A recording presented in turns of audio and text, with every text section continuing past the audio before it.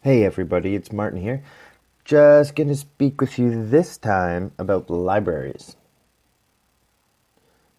Now, I'm going to go out on a limb here and say that probably many of you haven't thought too deeply about what a library is. I think if we were to ask the question, we'd be able to all get a pretty good list of common functions that people would think that a library offers. But as a university student, I think it's important to go into that deep place and find out a little bit more about what it is that a library offers and how resourceful they can be if you have an idea about what they do, and so you can access those services and resources. Now, I'm going to speak firstly about the importance of libraries. And I've got a short list here that I think will sum up what I feel the responsibilities of a university library are. And the first one is that it really assigns a department to be responsible for acquiring, storing, hosting, and being able to train people on information. So rather than having a piecemeal approach, the library and the information scientists that work there, also known as librarians, are the hub of knowing and being able to access that information. So it gives one department that responsibility. The next importance is that libraries help the institution be productive. So students themselves, whether they're undergraduates or whether they're graduate students, are able to access the sheer volume of resources that a library offers, and they're starting to make it quite a bit more convenient for people to do that. We've spoken before about how important research is on a university campus, and so it helps the productivity of that research as well. You could imagine if your career was based on producing research, but your university didn't have access to journals, so you couldn't do your literature review or see what other people in the field are doing as far as research goes. And I think that there is another important piece of productivity that happens, and that's that the community benefits. So libraries are a public space, and I think that is one of their holding values. And so people who might not have information are able to access these learning centers to be able to get that. So, maybe an old man who can't afford the daily newspaper or doesn't want the daily newspaper can access the library to be able to use these things. If you have a membership, you're often allowed to utilize it.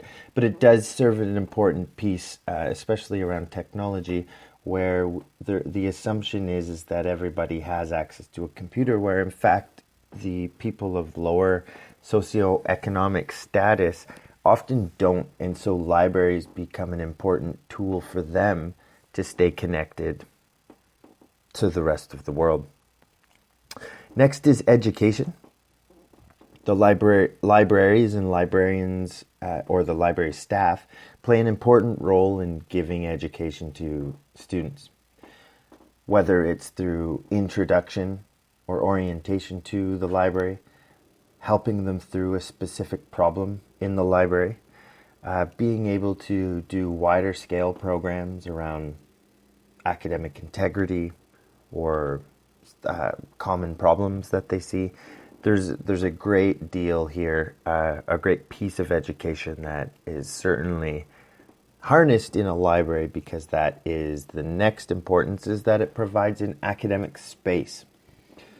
So space is something that I'm interested in as a geographer, and so being able to see how a certain space interacts, how you can get an academic, social, and academic quiet space into one area is of interest to me. But that's what libraries do, is they provide a space that's designed to be academic on a campus. And lastly is services. So a library does offer tremendous value and tremendous service to students who are paying to go to a university. And so it's not just through that education piece or having access, but it's other things like rentals, community boards,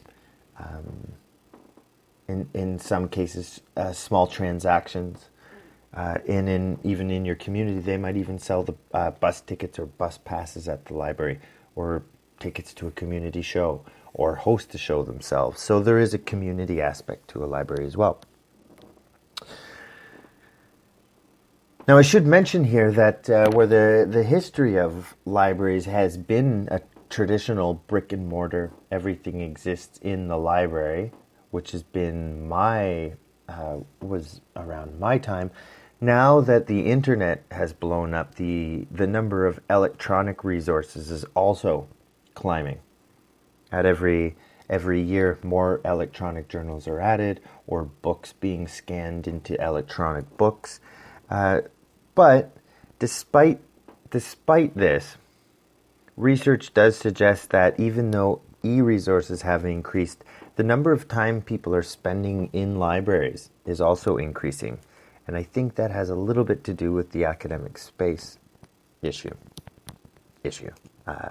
importance.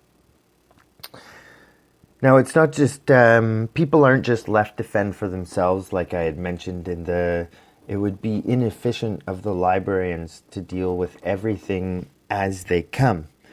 Library scientists, people working in student affairs and higher education have also recognized the need for orientation programs to get first-year, second-year students up to par, knowing what the library has to offer in order to be successful at university. And after a quick scan of what these library orientation programs have to offer, they could be summarized down into a couple main points. And I'm going to encourage you to try and use each of these orientation program points that are typically covered to investigate the library and what it has to offer yourself. So first off is tours. They do a great job at orienting people to the space and what it is that they have to offer. Now, this is literally a tour where they could walk around and say, this is where you could find this is where you could find this. Here's the reference, where the reference things are kept. Here's where the periodicals, here's where it's quiet only space, here's the computers, here's how to log on, books, services, etc. They also do great electronic tours now where they're able to orient students to the online databases that they subscribe to, so you'd be able to retrieve information. They'd be able to show you what type of statistics or databases they get from the government based on all sorts of different statistic programs that people harness in their research. Ebooks, software that they subscribe to, a whole list of this is offered up as tours in most places, and you can find at Nipissing a link to quite a bit of this right through their library website. So if you explore around, don't be afraid to click. You'll probably find something that you thought, wow, that's incredible that they have that. Now, the orientation programs next allow students the opportunity to practice. So I think it would be maybe traditional for people or universities to put out guidebooks on how to offer or how to use any of this. But if that isn't your learning style, the library orientation allows you a chance to practice. So they could teach you a skill, you could practice, and you can get immediate feedback. Why don't you try this search term? Why don't you try this search term? And I don't say this is practice just for your academics. These are skills that you are practicing. And so at any point in time in your career, you might be asked to do a certain task for a job, or even to get a job, for a volunteer opportunity that you're doing, or even to present a business case. You will have to do research at some point. And so being able to practice these skills while you're in university, paying for it, it's a great opportunity. Now, the next thing the orientation programs offer up is some semblance of the roles in the library. So who works there, what they do, and then what the skills are of the staff. So we all know in businesses that maybe the person who's in a particular role might not be the strongest. The librarians will be able to tell you, here's where you would go for this.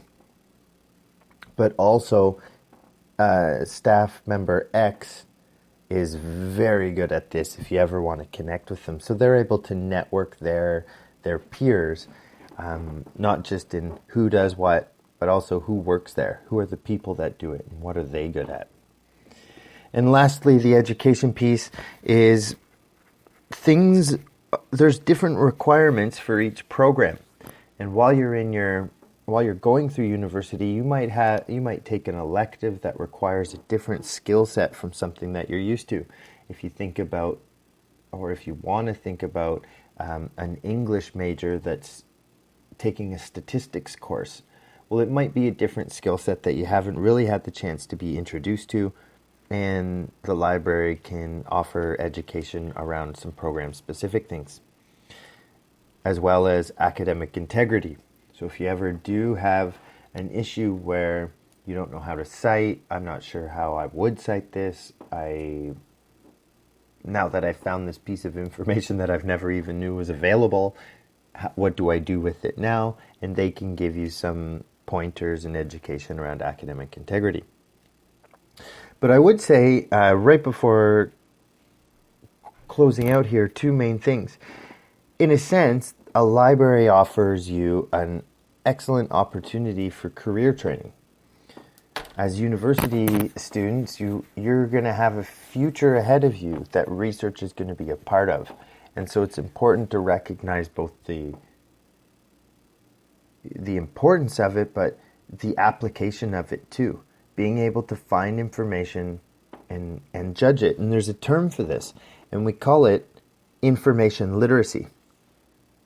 And what this means, and I hope you'll take the chance to look it up and do some digging, is the ability to use informational resources to locate, evaluate, and use the information effectively in whatever the task is that you're doing.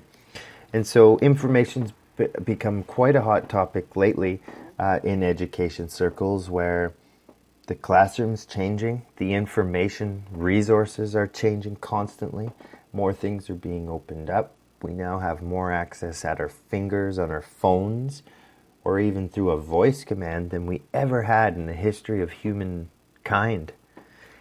And so there's a new type of literacy that's looking at, are you able to define what it is you're looking for at a particular time? Do I know what information I need?